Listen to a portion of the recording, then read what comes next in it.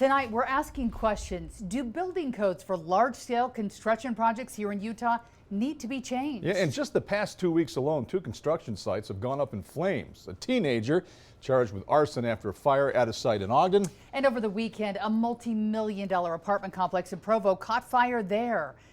Krista McPeak is live at the Provo site for us right now. She shares what fire officials told her about construction site security.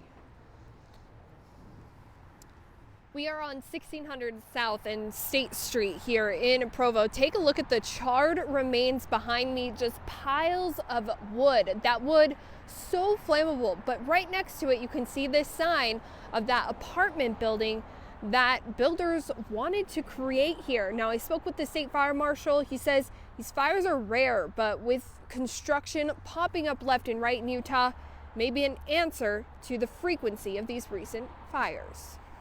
I think we're building more of these multi-story wood frame construction. We didn't see a lot of a few years ago. Ted Black is the Utah State Fire Marshal. He explains how this fire and other construction site fires are like campfires with lots of vertical wood and oxygen. We do what we can, but construction is there's an inherent amount of risk, especially in combustible construction. Last month in Ogden, a teenager charged with arson at another construction site. A cause for this weekend's fire in Provo has not been determined. ATF is assisting Provo Fire Department. We've seen construction fires pop up like this. Is there any regulations in preventing fires like these? With these fires, these buildings are under construction, and there is no building code that requires them to set up any security fencing or anything like that. So really it's up to the property owner or the developer or the construction company to determine what type of security they need on site. Provo Fire Captain Jeannie Atherton says it's their property and responsibility. Is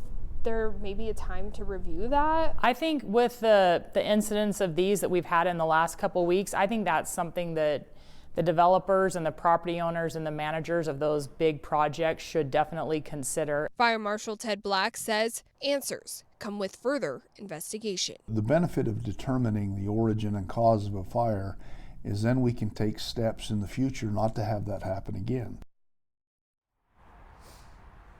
And there is no fencing around this site here, but we are told that there was security cameras on site as well. That's part of the investigation. It could take up to weeks, maybe even months to determine a cause for this fire. Live in Provo, Krista McPeak, KUTV 2 News.